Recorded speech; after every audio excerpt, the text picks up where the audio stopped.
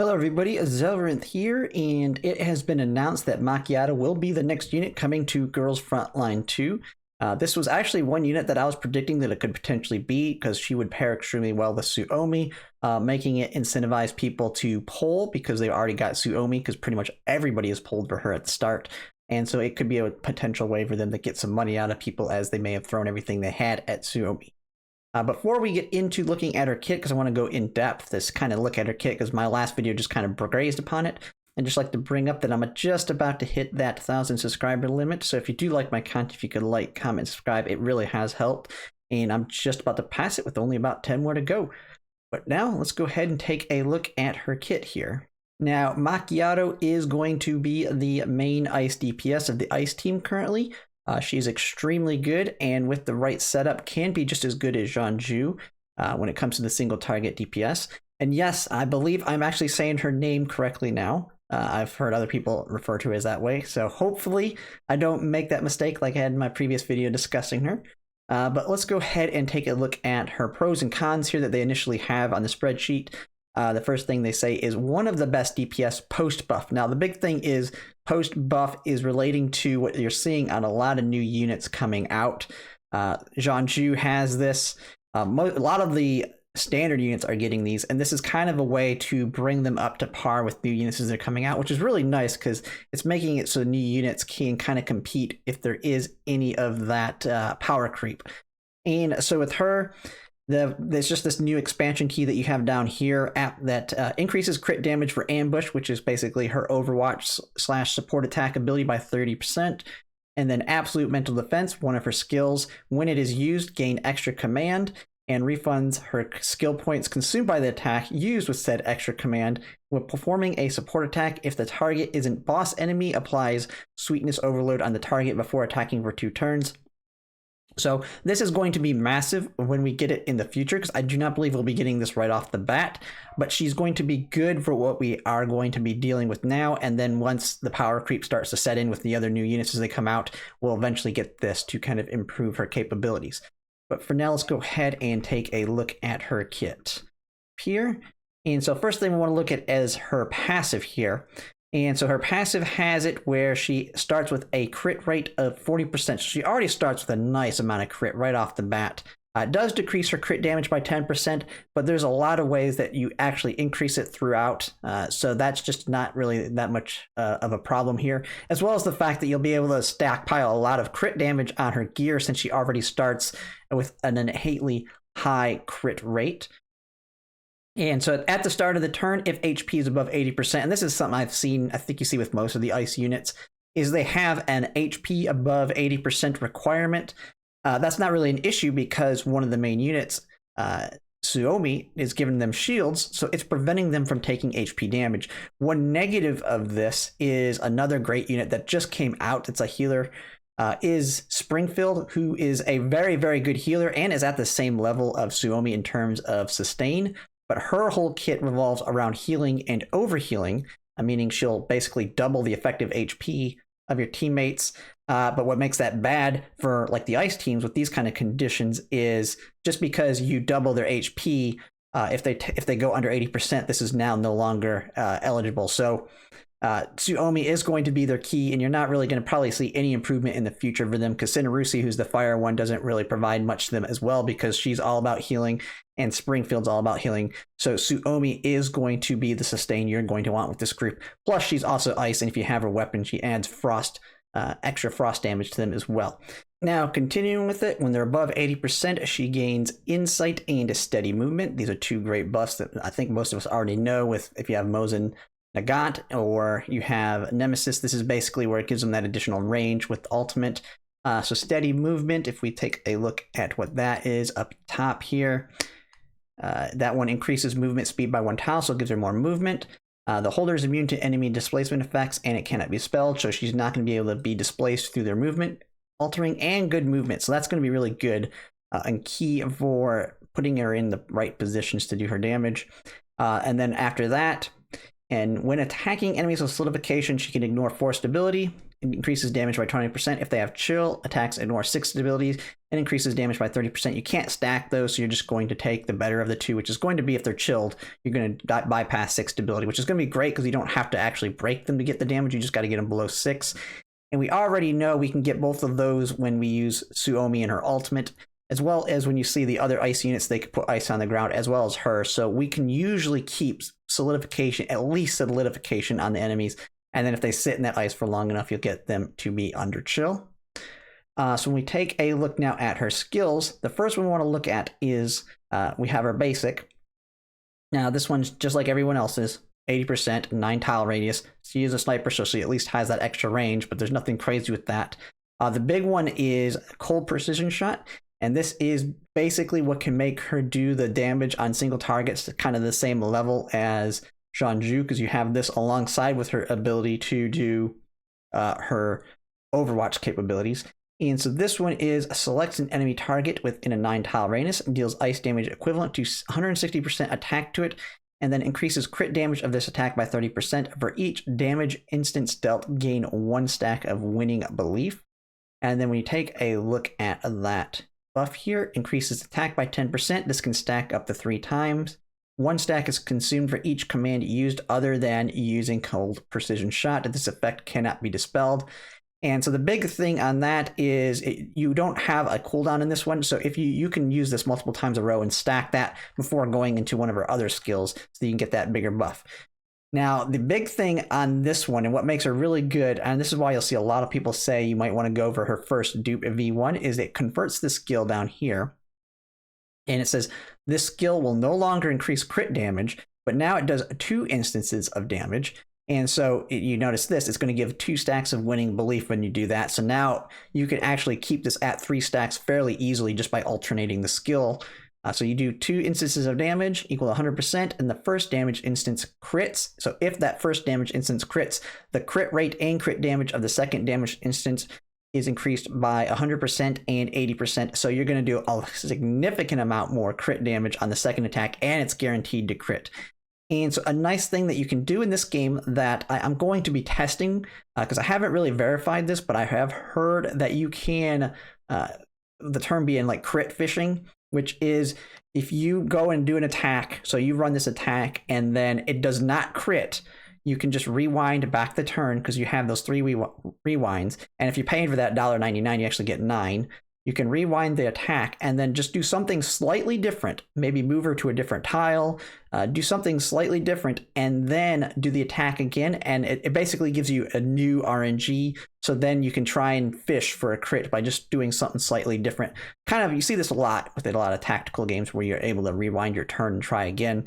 And so if you can get her up to like a 70-80% crit rate, you can pretty much 100% guarantee you're going to crit on that first attack just by adjusting based on when the needs arise. So that one makes it huge because you're doing a significant amount more damage.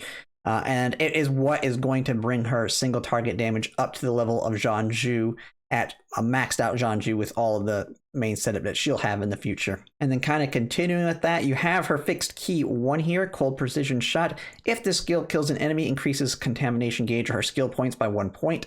Nice thing about that is this does have a cost of 2. So as long as you're killing an enemy with this, you're going to get refunded 1 point of it. So it's going to make it much easier to kind of use this skill multiple times in a row. Now we go down to her second skill, Precision Tactics. So this one has a stability damage of 2. This one has a cooldown of 3.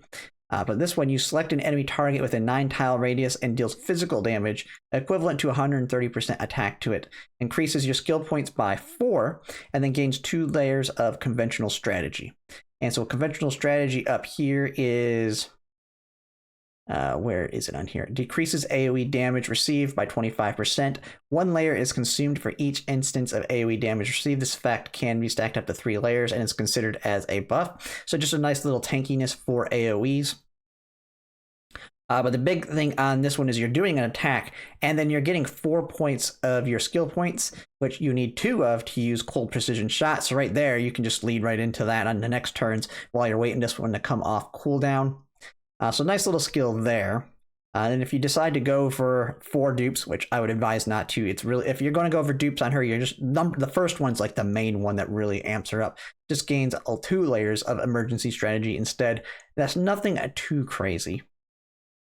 And that you do have her fixed key, but that makes professional tactics after skill activation. If there are no allies within 3 tiles, gain 1 layer of a lone wolf. And that one up here is before using an active attack, inflict solidification on the target. Remember, solidification is a trigger for one of her buffs on her alt or her passive. And then the number of layers inflicted is equivalent to the instance of damage dealt by the attack. The effect lasts for 1 turn, only takes effects once, and considered a buff that cannot be dispelled. Now, it lasting only 1 turn isn't that big of a deal because it is able to be utilized to kind of trigger this passive. So when you're actively doing it, you're going to be able to take advantage of that passive. So if they don't have chill, that's going to be really good right there. And then the last one is the ultimate, and this one is like another one where you're going to be able to get a significant amount of damage in, as well as get an additional shielding to her. So this one, she gains Frost Barrier and Overwatch for 2 turns.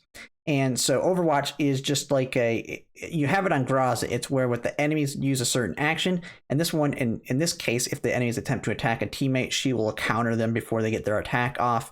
And it's lasts for 2 turns. This can happen, and it can happen twice in a turn. So she can do this twice. And then Frost Barrier can absorb the equivalent of 65% of her attack, but cannot exceed more than 60% of her max HP. Now, one thing with this Frost Barrier is part of it is that she's required to have this in order to trigger some of her kit. I do not know, and I'll have to test it in game, if this stacks alongside Suomi's in terms of her being able to get a massive shield if you put this on top of hers, and if it's considered broken if you go below Frost Barrier level, even if Suomi's shield's still up. My guess is they do stack, but we'll kind of have to see when the game comes out. If anyone already knows the answer to that, you can go ahead and post it in the comments and I can pin it to the top.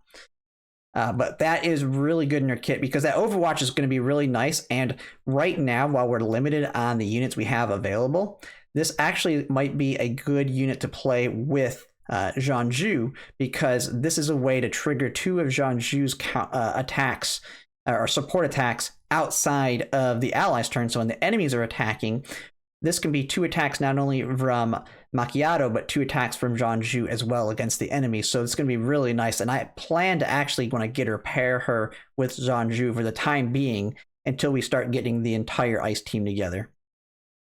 And then with this, if you do decide to go to 2 dupes, the Frost Barrier can absorb the damage equivalent of 65 to 80% attack. To me, that's not that big of a deal because you're going to have Suomi with her. And Suomi's shield is already massive alone, especially if you went for her V1, where now she also can heal. Not that big of a difference to me, but it cannot exceed more than 80% HP. And then Overwatch can now be triggered from 2 turns to 3 times. That's the big one on this one. If you do go to 2, now she can do 3.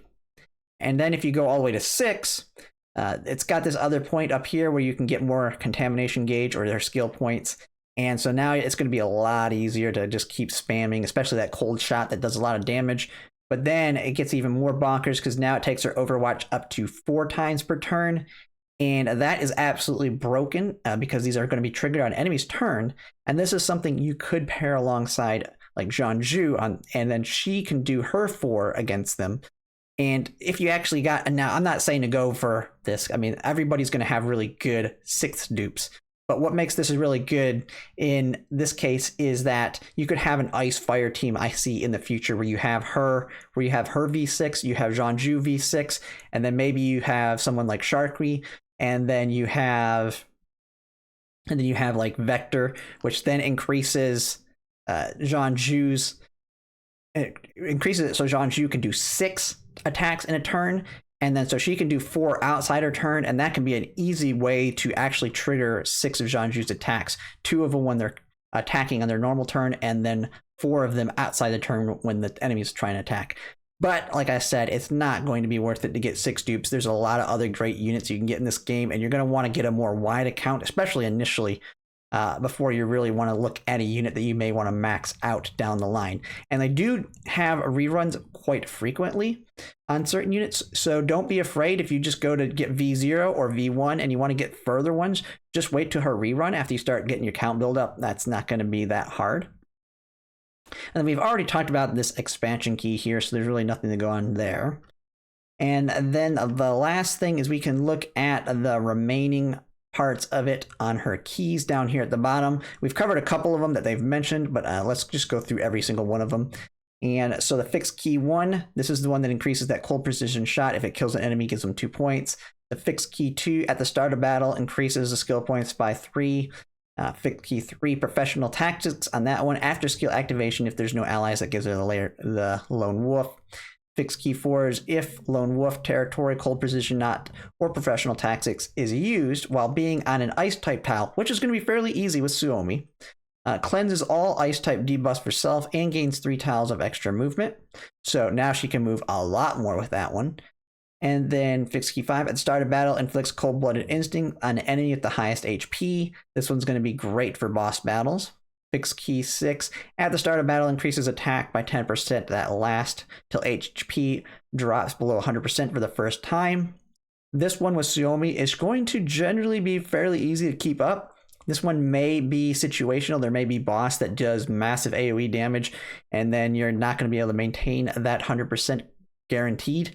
So this one might be situational, but it is, in a lot of cases, going to be very easy to keep upkeep with her own personal shield as well as Suomi's. So that could just be an attack plus 10% by default with that one. You then have her common key down here. Attack plus 5% at the start of the user's action. If the user's HP is above 80%, decreases stability damage by 2 points when being attacked, and this effect can be activated once per turn. So this is just a nice attack bonus and can prevent stability damage when her HP is above 80%. Not my favorite one, but it's something that easily you can put on her. You're definitely going to want to get it.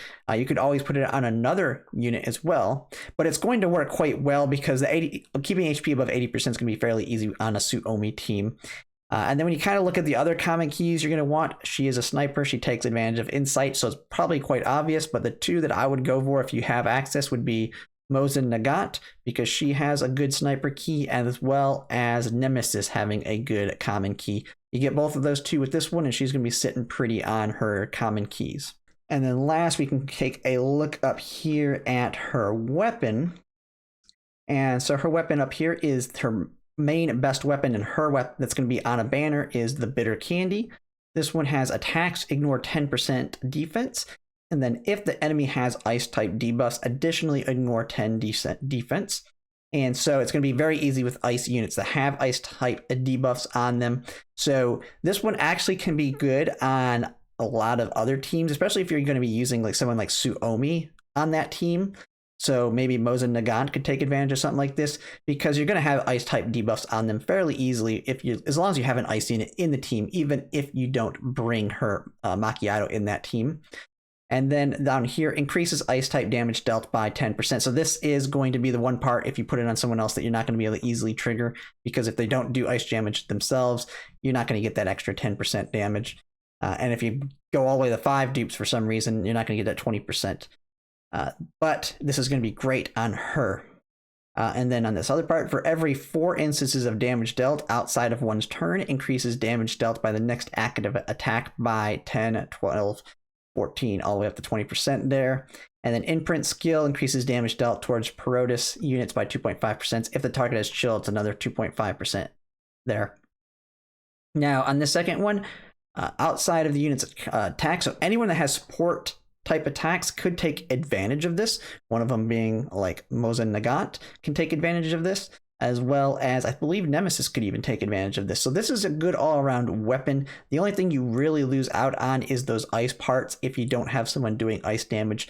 But I plan to actually use this with my Mosin Nagant potentially in the future, because I don't have a sniper and I do plan to pull for it. And because Suomi is going to be my primary healer for the electric team as well. And so ice debuffs will be fairly easy to hit, and I'm just losing out on this ice buff right here when she's using it. And if you weren't on my last stream, we did find out when you're doing like the boss where you have 2 teams, you can actually temporarily leave the battle after you beat the first boss, and then you can actually switch the gear around in your units. So you could have Macchiato do one boss, and then you have Moza Nagant do the other boss, and you can actually just take the weapon and switch it. So you can actually use the weapon on both teams. And then we'll finally kind of go over everything they list as the pros and cons here at the top. I mentioned that first one of the best DPS post buff. She's going to be one of the best DPS we'll currently have because we don't have a lot of the other units. Now we'll have other units that are going to surpass her without that post buff expansion key, but we're going to get that as the power creep starts to come in. So that will be fine. She's going to be great now, and then she's going to be even better later. So that is great. Has great survivability thanks to her ultimate giving her shield. Can inflict chill, which prevents the enemies from moving. Because that's the other nice thing, being very sniper centrated on the ice side, because there's 2 snipers on the ice team. Preventing them from moving is going to be huge because they can stay outside of the enemy's range because they have a longer range themselves. And then it does mention that V1 massively upgrades her DPS and solidifies her as the best second single target DPS behind Zhanzhu. And so she can do almost as much as Zhanzhu in terms of single target damage. But then she has a really good other units alongside her who can buff her as well. And then we got the cons. Some of her buffs are dependent on her having more than 80% HP. And then her fixed key requires her to have 100% HP, which can be difficult to accomplish.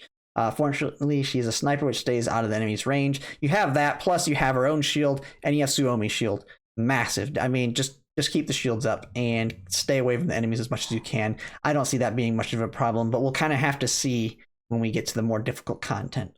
Loses her Overwatch when her shield is broken. That's where it's kind of key on whether or not Suomi's shield counts towards that. If it can stack and then Suomi's shield can protect her own personal shield, then it shouldn't be that hard to upkeep the Overwatch because you're going to have a massive shield on her. But that is also why the other 2 healers, Senarusi and Springfield, will not be good with her because they're all about keeping the HP up, but they're going to allow them to take HP damage when they do get hit because there's no shield actually protecting that HP. So Suomi is a must-have for Makiatto. And then Chill is a weaker debuff compared to Paralysis because they can't move, but they can still attack.